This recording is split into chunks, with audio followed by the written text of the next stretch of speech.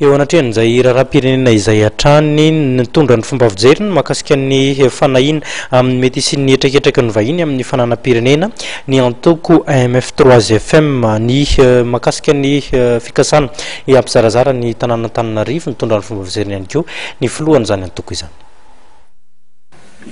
Ny raharam-pirenena amin'izao fotoana izao dia mampiahiahy ary mampatahotra ho any amin'ny korotana antsika izao.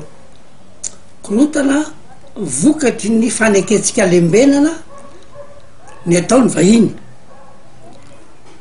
Milaza fotsiny aho toy ny zavatra ataony Sinoa dia milaza fa ny Sinoa hatrany amin'ny zavatra sakafo le olona niteny aza tamin'ny fahitana lavitra anankiray dia niteny fa ny ranomasina dia anjakany Sinoa, niteny momba ny crabe izy ireo.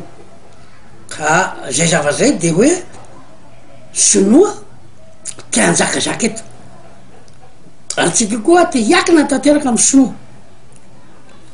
Ny karana moa de raha tsika mahita io fa na ny tompony tany azy tsika malagasy de voatery hanofa trano aminy, hividy tany aminy, zany hoe karana ny tompony ty tany hitsasika ty.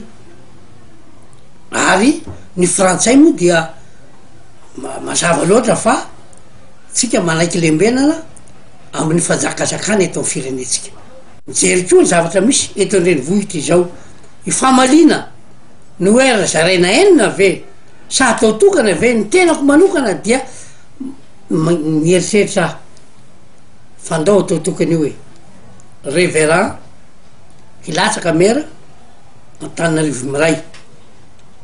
Ka raha ohatra ka tsy ho tonga am'izany io moa anjaran'ny Assemblée nationale manao an'izay ho hitatsika eo, satria mbola tsy misy fata-paha-kevitra tanteraka ka tsy hiteny zavatra tsy fantatro aho.